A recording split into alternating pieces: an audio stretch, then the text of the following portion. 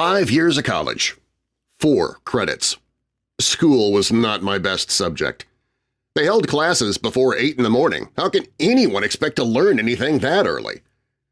When I did make it to class, I remember hearing my biology professor, Mr. Knows-It-All, claim that my great-great-great-great-grandfather was an ape. My response of, "Does that make you a monkey's uncle?" earned me an instant F on my term paper about the theory of evolution. I even pointed out that he looked like the missing link because he was Greek. Some people have no sense of humor.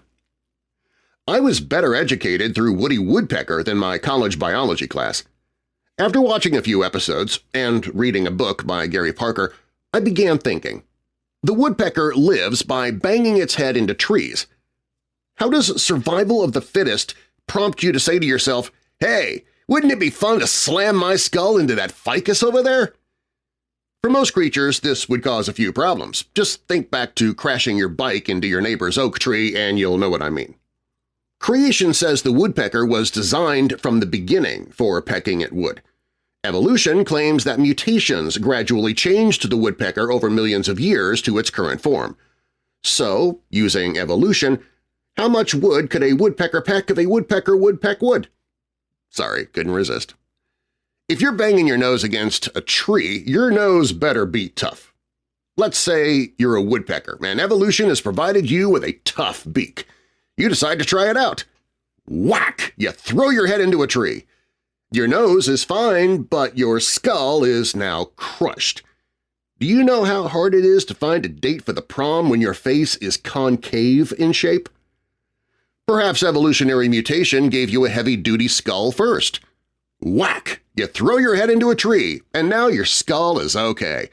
But the only thing your nose is good for is accordion lessons. And there is no social life or evolutionary future in that either. The problem is that your beak and skull must be tough together. Let's continue.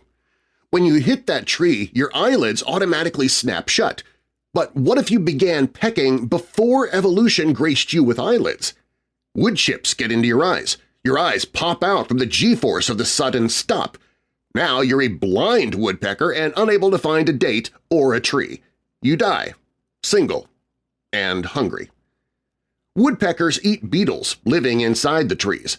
Of course, beetles hear this pounding, so they tunnel deeper into the tree to escape the noise, much like we do when hearing the booming bass sound coming from an oncoming teenager's car. Getting at the beetles is not a problem, though, if you're a woodpecker, because you also have a long, sticky tongue. But if you get a long, sticky tongue by chance, where do you keep it? It hangs from your beak. Girl woodpeckers hate that you're drooling everywhere. You daily step on your tongue when leaving the shower. And during your flight to woodpecker school, you fly too close to a branch, snag it, wrap yourself around a twig, and hang upside down all day like Charlie Brown and his kite. Evolution doesn't solve this problem. But if it's your job to create woodpeckers, and you designed the long, sticky tongue, you can design a place to put that thing. The woodpecker slips its tongue into a muscular sheath that wraps around the skull, under the scalp, and inserts into the right nostril. Okay, so it's gross, but it makes good science, and it also makes good sense if you're planning ahead. But that poses a real problem if you believe only in time, chance, and evolution.